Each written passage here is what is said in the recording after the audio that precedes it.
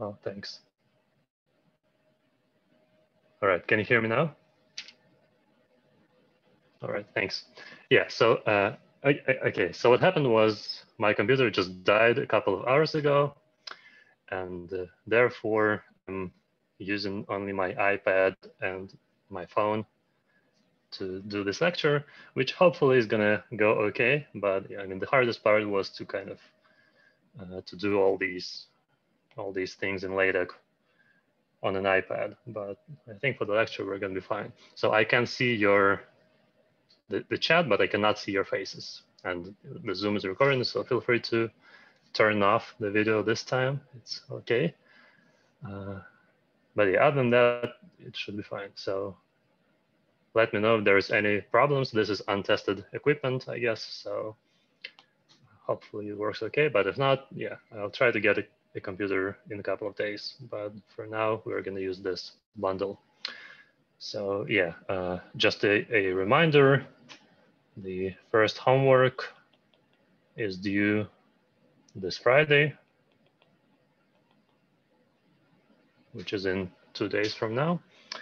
And yeah, and that's basically it for all the logistic stuff. Now let me try to talk about math. So today we're going to do something slightly different.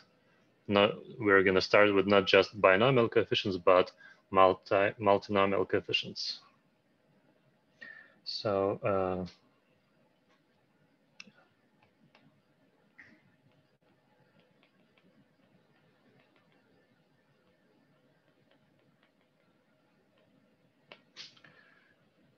which is, I mean, it's a very simple thing. It's just kind of a direct generalization of binomial coefficients. So basically, what is a binomial coefficient? Coefficient is just the number of binary strings of length n with exactly k ones, right? 0, 0, 1, 0, 1, 1, 0, 0, 0. Yeah, so n is the total number of digits, which is, I guess, 9 in this case. And k is the number of ones. So that's just the usual way to kind of denote a subset. And for multinomial coefficients, instead of zeros, just zeros and ones, you're allowed to have k different letters. So let me try to make a precise definition / proposition. The proposition is that you have these k different, we have different digits, different symbols, and then for each you kind of specify how many of those you want to use.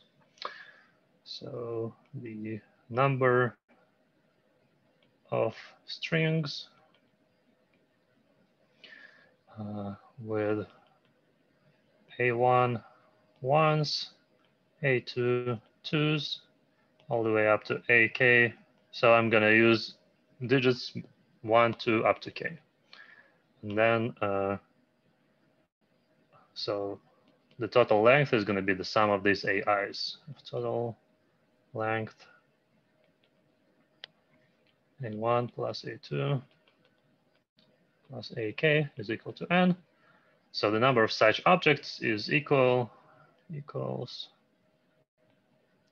this is called the multi-choice coefficient, n multi-choice A1, A2, all the way up to A sub k, which just by definition is given by n factorial over A1 factorial, A2 factorial, all the way up to AK factorial.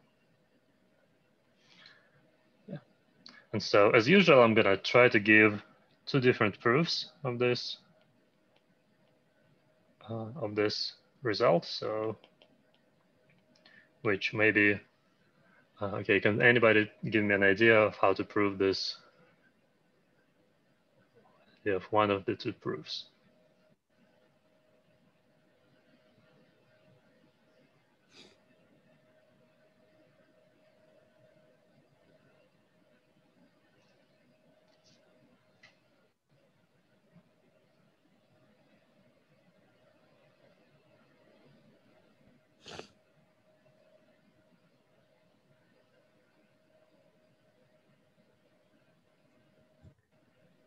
I mean, you're like ordering n elements, right? And then you're Okay. dividing out stuff that you're overcounting. I see. Yeah. Okay. So that's going to be yeah, that's going to be the second proof. But that's or maybe I should make it the first proof. Okay. So let's say proof number one is indeed. I'm just going to construct. So choose a permutation in n factorial ways, and then you just replace the first replace 1, 2 all the way up to a1 by 1, a1 plus 1 all the way up to a1 plus a2 by 2, and etc. A1 plus ak minus 1 plus 1 all the way up to n by k. And this way you just get an a1 factorial times a2 factorial ak factorial to 1 map whose target is basically all these strings with different kinds of digits. So yeah, that's and that then by the division principle you divide n factorial, which is the total number of permutations, by this product of factorials. So yeah, that's one proof. And another proof, which is also sometimes a useful trick, just kind of algebraically, I can say, well, what is the answer? The answer is I have to first choose the locations of ones. Right? I can do this in how many ways? So that's actually so I have n total spots, and then I choose a1 spots where I'm going to place my ones. And then, maybe let me do it this way. In this many ways. And then I'm going to do the same for twos.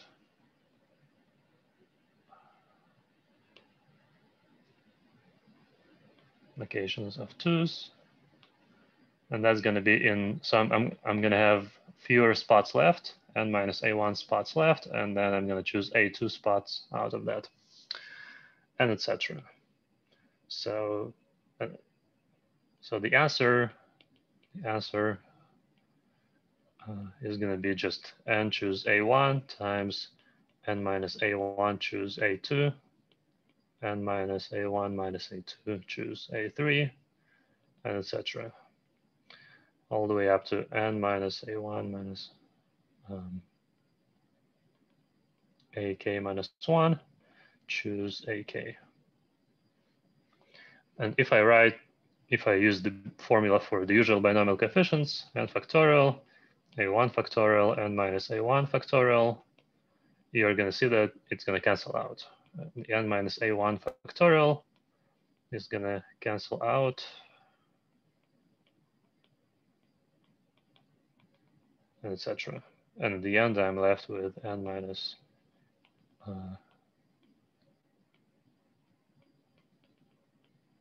some factorial times ak factorial. And then what's going to happen is that n minus a1 factorial cancels, similarly with n minus a1 minus a2, and etc. So all these things are going to cancel. Yeah, and then actually this guy is going to be, okay, so the last binomial coefficient is basically, okay, let me be more precise here. What is the last one? N minus a1 minus etc minus ak minus 1. Here I'm gonna, in the denominator, I'm gonna have n minus a1 minus etc minus ak factorial times ak factorial. So, and the top guy is gonna cancel out with the previous one.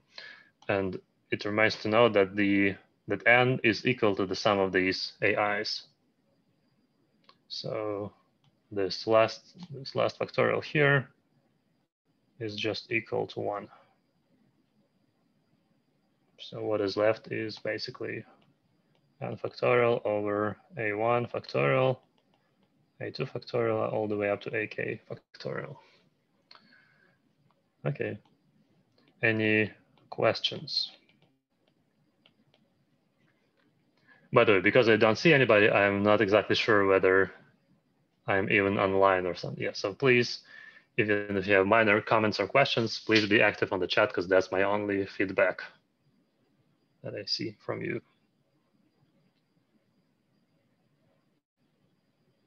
All right. Yeah, no questions. Okay.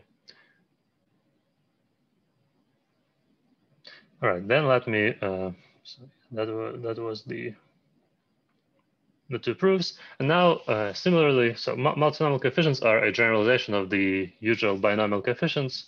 So in particular, there is also the multinomial theorem,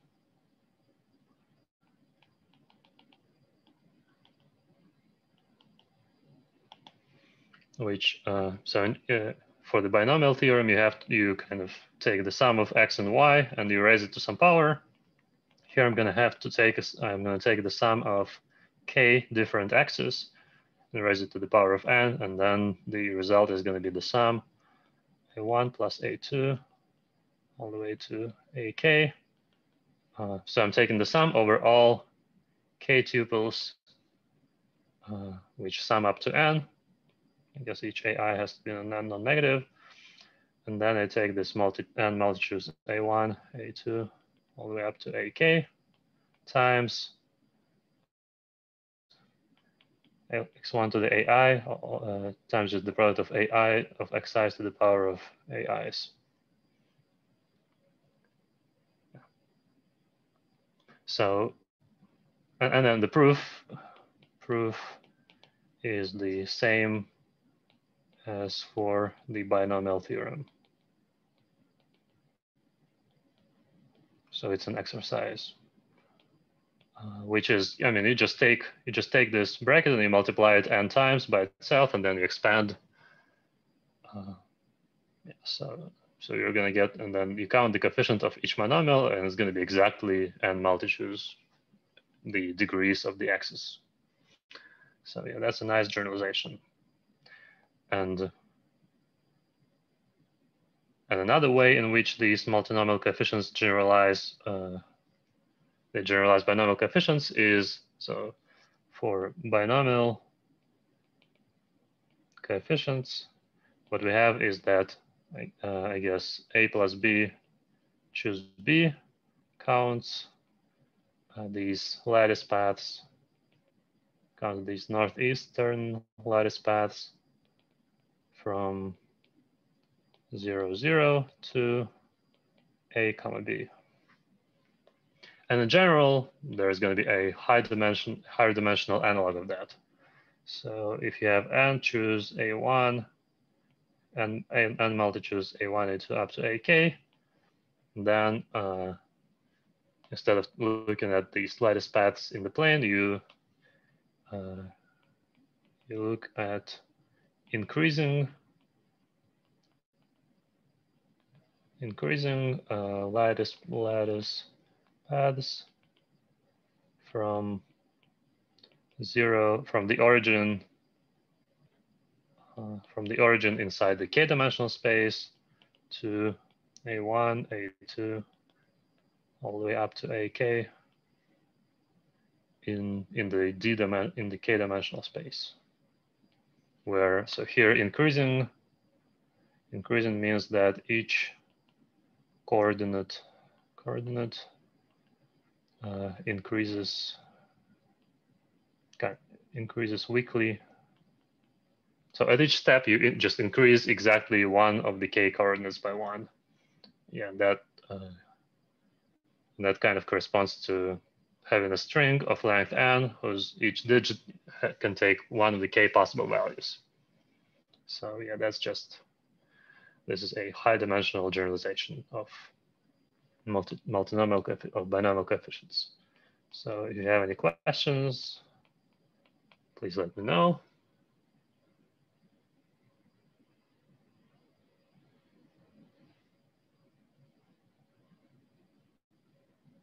Okay, no questions.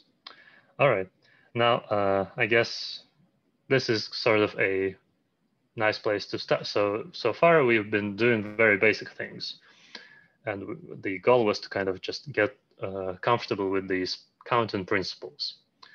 And what we're going to do for the next few lectures is we're going to do some advanced counting. Yeah, oh yeah, okay, there's one more, which is the pigeonhole. Yeah, before I do anything advanced, I have to still explain the pigeonhole principle.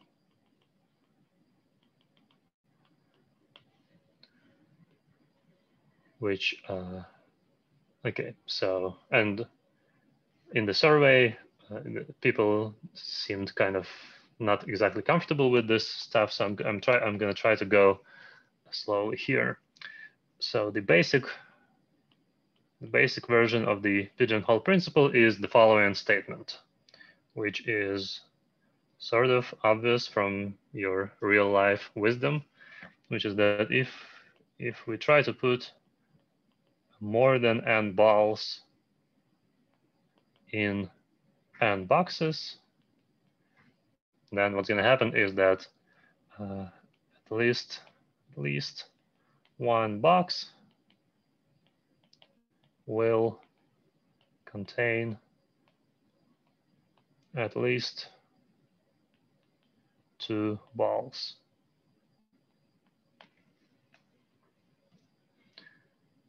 Yeah, okay, so that's easy to prove mathematically as well, and it sounds very kind of stupid. Let me try to give you a generalization of this, which also looks stupid. So for the pigeonhole principle, the statements are all very trivial looking, but the non-trivial part is to find a way to apply them in a clever way. It's pretty powerful if you learn how to use it correctly, which I'm going to try to show you in this lecture. Then you're going to see that you can actually solve some non-trivial problems using just this, even just this basic principle, not the more advanced one I have written down here. Okay, so what is the generalized pigeonhole principle? Let's say I have disjoint sets, A1, A2, all the way up to AK, be pairwise, disjoint, finite sets.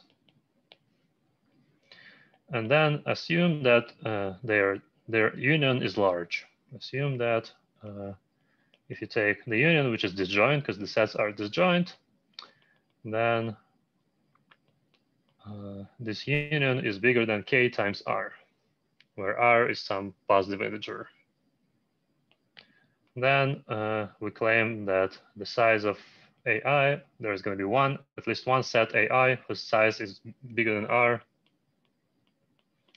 for some I in bracket k.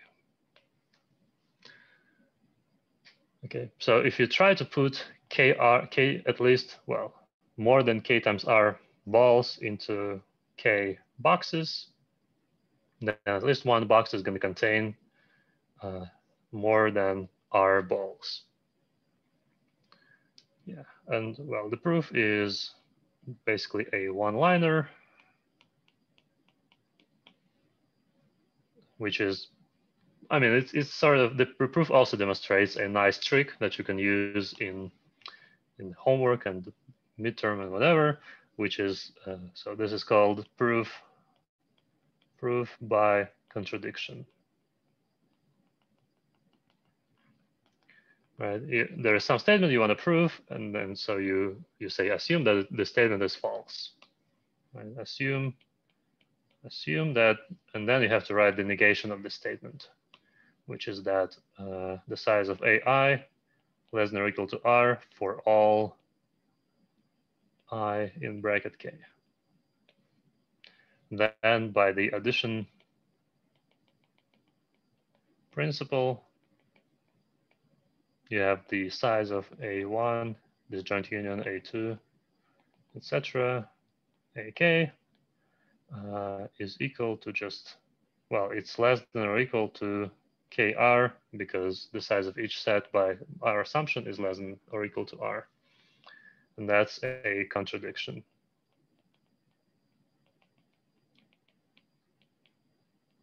Because we know that it has to be strictly bigger than K times R. And yeah, so one, by the way, one remark here is that,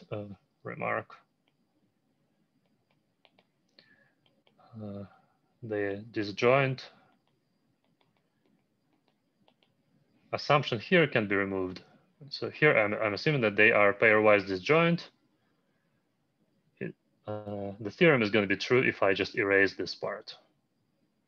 So if they are just finite sets and their union, which is no longer disjoint, is large, then at least one set also has to be large. That's the disjoint assumption can be lifted. But it's usually when you use the pigeonhole principle, you usually have these disjoint. So A1, A2, etc. They are kind of these disjoint boxes where you cannot put a single ball into different boxes. So the most useful part is when they are disjoint. But the proof works more generally for non-disjoint sets. Okay, now let me try to solve some problems with using this approach. And I'm going to start right away. I'm going to start with a challenging problem, which is that, I mean, it's challenging, but it may be, it can be solved using the pigeonhole principle, I claim. Okay, so what is the problem? It's this kind of mathematical Olympiad problem for high school students, basically. So let's say you have an integer q. Let q be an integer, just a positive integer, which ends with 1, 3, 5, 7, 1, 3, sorry, not 5, 1, 3, 7, or 9. Right, so you have, so maybe for example, let's say q is equal to 27 or something like this. The last digit has to be one of these four options. Then there is a number of the form just consistent of all ones. 1, 1, 1, 1, 1.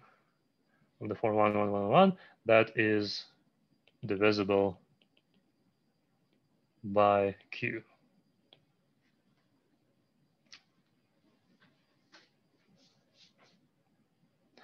So yeah, so the point is that if you take a lot of ones, then you're going to find an integer that's divisible by 27.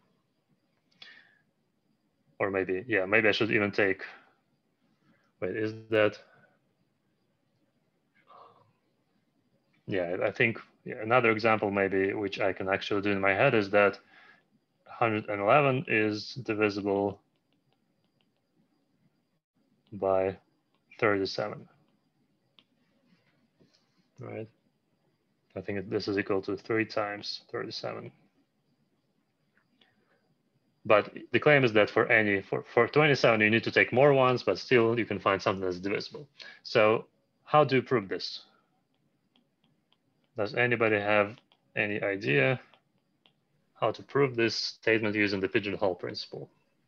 Yeah, you can use the pigeonhole principle on like residues. Oh, okay, nice. Yeah, thank you. That was fast. Thanks. Yeah, that's exactly correct. So you can, what you can do is, so let's say you set AI to be this, let me know the sequence by AI. So AI is 1, 1, 1, 1, 1, 1, I times for all I just equal to 1, 2, 3, etc. So I want to find AI which is divisible by Q. And okay, so what I'm going to do is consider these residues. I'm going to consider residue of AI modulo Q. Just by definition, you write AI as D times Q plus R, where R is between 0 and Q minus 1. So you have this infinite sequence, which goes on forever. And then each of them gives you a residue modulo Q, which is going to be some finite number between 0 and Q minus 1. So these, basically what we're going to do is we're going to have Q boxes, which are going to be 0, 1, all the way up to Q minus 1. These are going to be possible residue values. And then, so these are the kind of the holes where you put the pigeons. And then what are the pigeons? The pigeons are these AIs. So each AI gives you, each AI goes, yeah,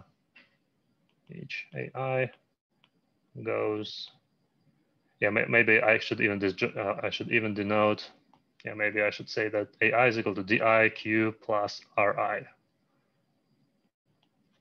So each AI goes into the box labeled by Ri, which is the residue of AI modulo Q.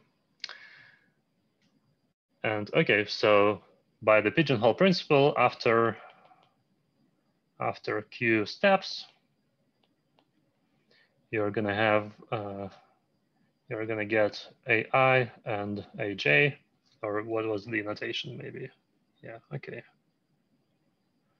Get AI and AJ, two integers whose residues are the same, such that that R sub I is equal to R sub J. Or in other words, the difference AJ minus AI is divisible by Q, which is not quite the statement we want. Right? We want that you want to find a single number that's divisible by Q. So what do? Well, you write this difference as, so what is AJ minus AI? So AJ is a whole bunch of ones, and then when you subtract AI, you replace some ones at the end by zeros, something like this, right? So there's I zeros, and there's J minus I ones. And you know that this number is divisible by Q. And then the rest is kind of easy because Q ends with 1, 3, 7, or 9. Q is not, well, Q is basically coprime with 10. Right. So you have some number that's divisible by Q and by a large power of 10. And therefore you can cancel out the 10 and you're going to get a number that's still divisible by Q. Is it after Q steps or Q plus 1 steps?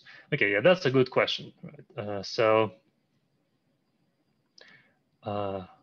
I mean, definitely the more steps, the better. So I could write Q plus 1 and, okay, let me add a comment here. Q plus 1 steps is definitely enough. But yeah, okay, that's a good question. But Q steps is also enough because okay, Right, I see, yeah. So formally, yes, let me even say, yeah, that's it says in the type node q+1, so I should write q+1 here. Okay, so why is q+1 enough? Because there is q possible options for the residues. So once you get to q+1 steps, you're going to fill some residue twice. But also notice that if one of the residues is 0, then we're done. If 1 r sub I is equal to 0, then AI is already divisible by Q. So we actually have only Q-1 spots available, or boxes, whatever. Does it make sense? Oh, okay, thanks. Yeah, all right. So, but anyway, the proof is the same either way, which is just you cancel out these zeros, because if Q is not divisible by 2 and 5, then therefore, if you divide by 10, the result is still going to be divisible by Q. So therefore, can cancel out the zeros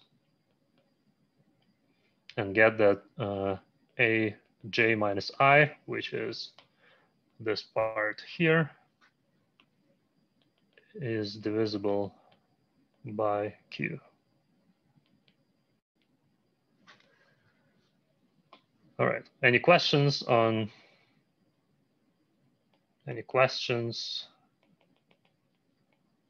this problem?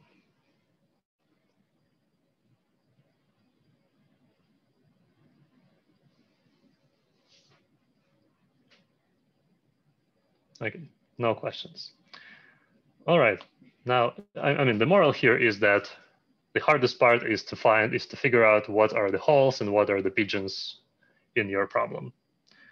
So, but in general, like here, I'm telling you that this problem can be solved using the Pigeonhole Principle. In general, you're going to get some problem, and then even harder is going to be to see whether the Pigeonhole Principle is going to help you solve the problem.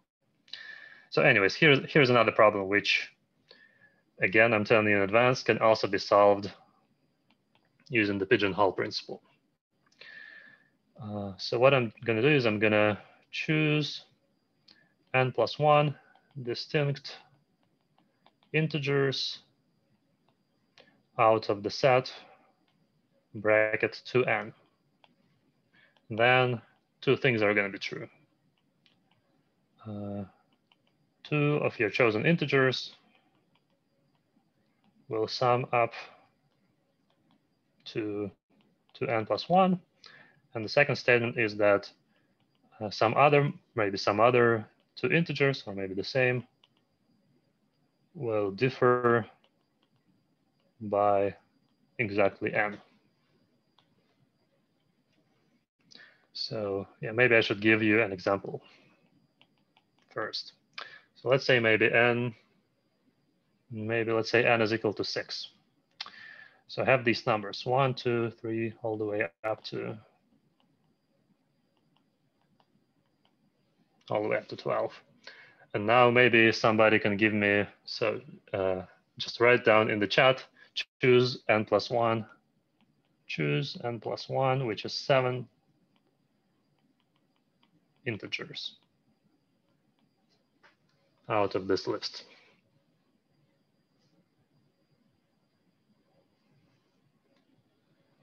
Okay, 1, 2, 3, 4, 5, 6, 7. All right, yeah, we can do that.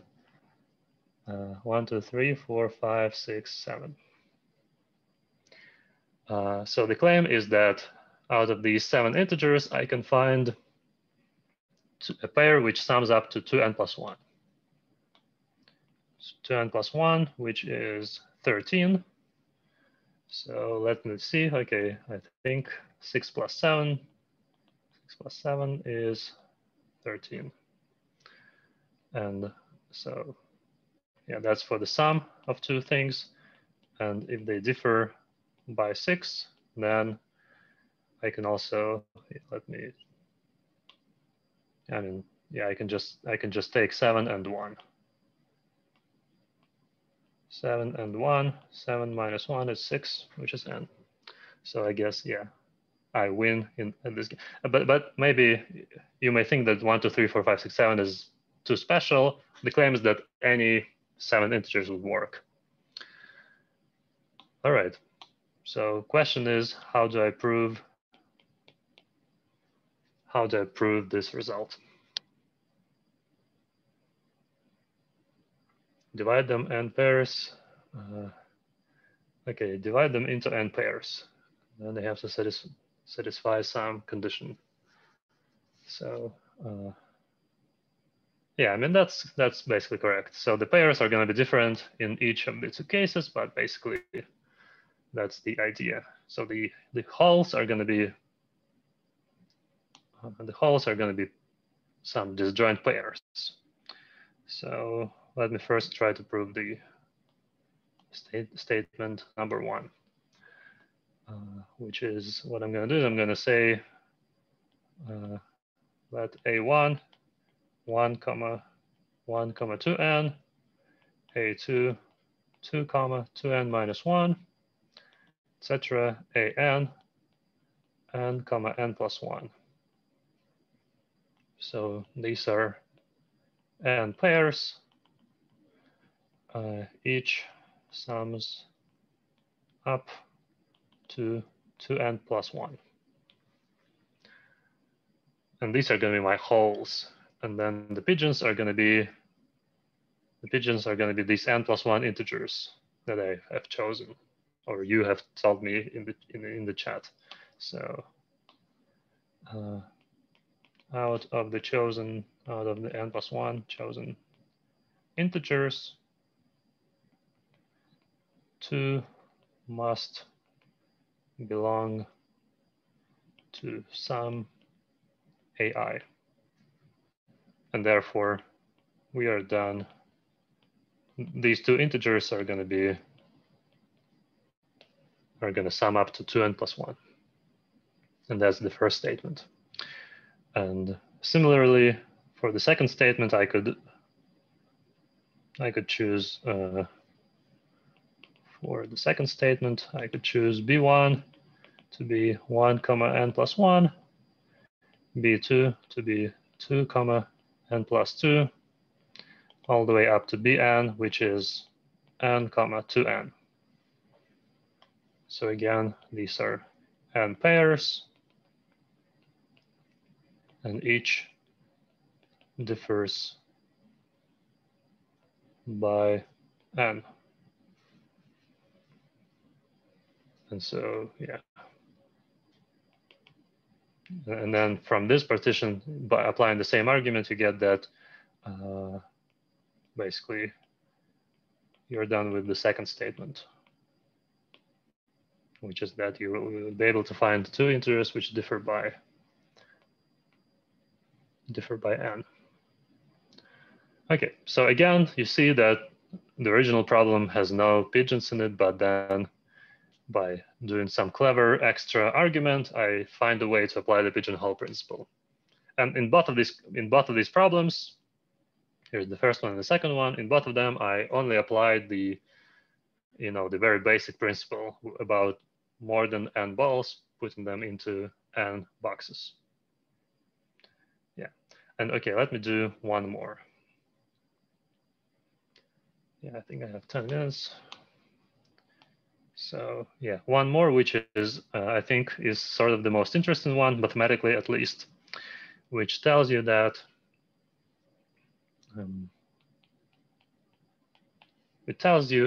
so if you want the fancy language, then it tells you that Q, the rational numbers, are dense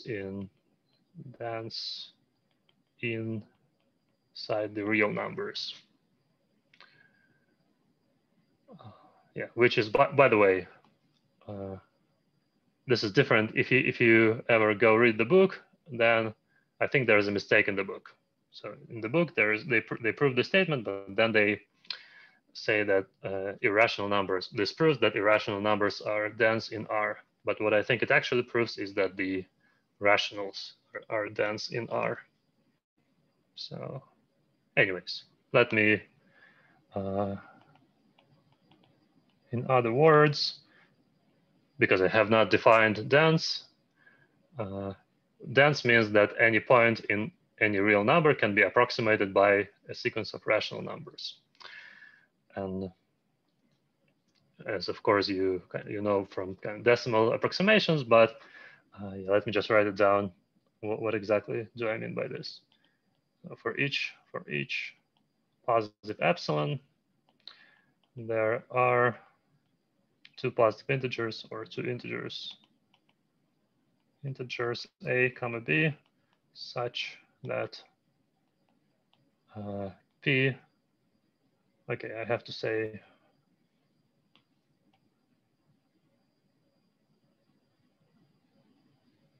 in other words, for each real number p, and for each epsilon bigger than 0, the difference between p and a over b is going to be less than epsilon. So yeah, in other words, if you give me any real number, then I can find a rational number which approximates it with any kind of precision which you tell me a priori. Okay, and then the claim is that I'm going to prove it using the Pigeonhole Principle. So I wonder if anybody has any idea how to do this. What are going to be the holes and what are going to be the pigeons?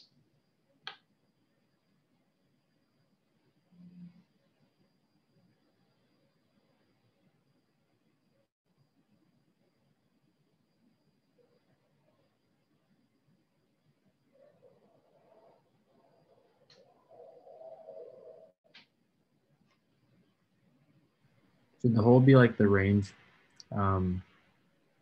like p minus epsilon to p plus epsilon? Oh, okay. Yeah, that's nice. Yeah, that's basically that's correct. Thank you. So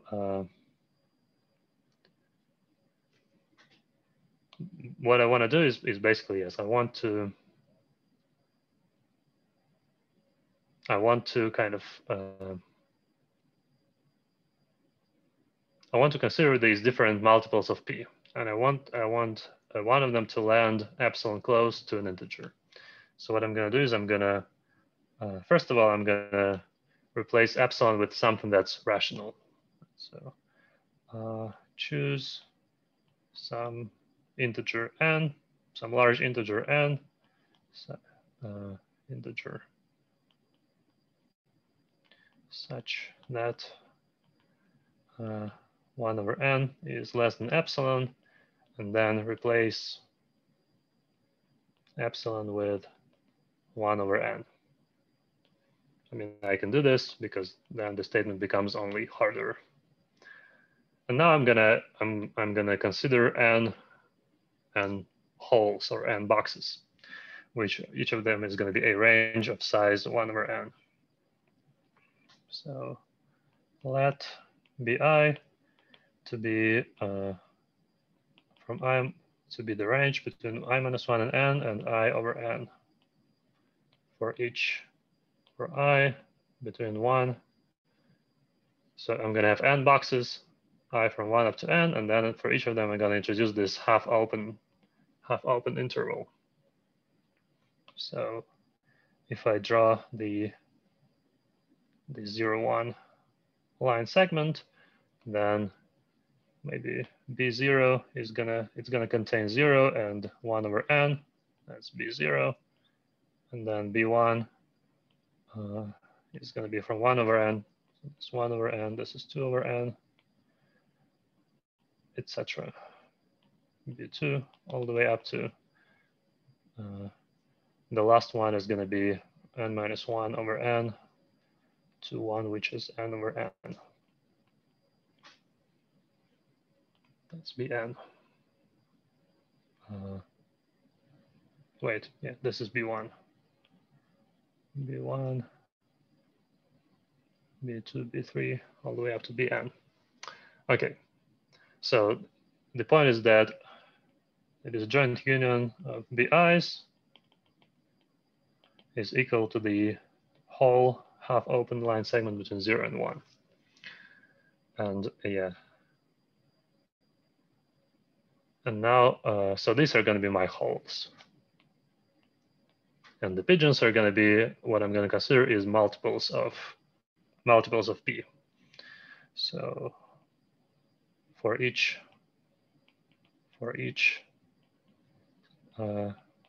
lowercase n bigger than or equal to 1, I'm going to consider this number an, which is going to be strictly in this range, be given by, so an is you take p, you multiply it by n, and then you take the fractional part of that. And that fractional part, right, it's the closest integer from below. So when you subtract, you get a number between 0. You may get a 0, but you cannot get a 1. So you get something between 0 and 1. And yeah, by the pigeonhole principle,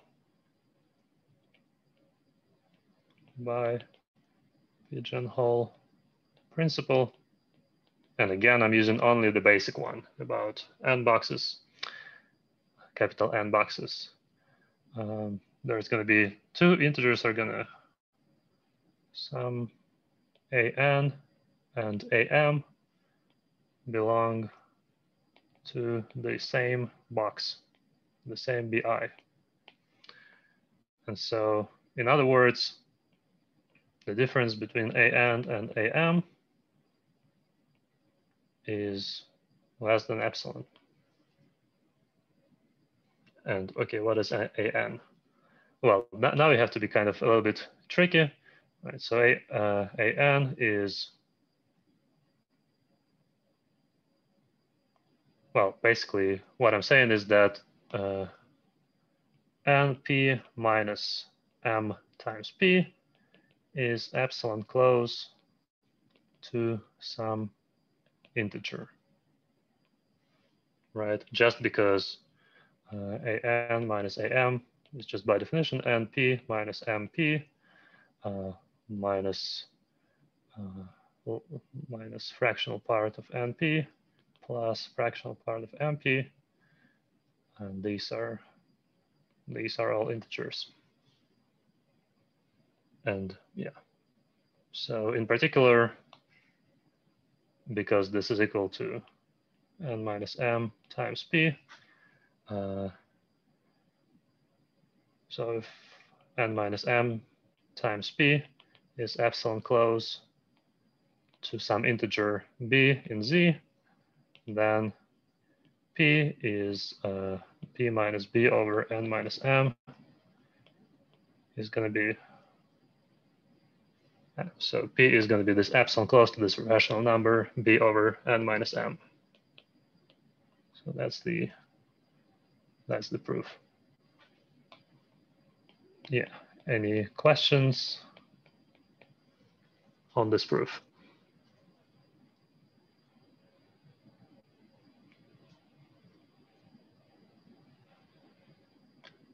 All right.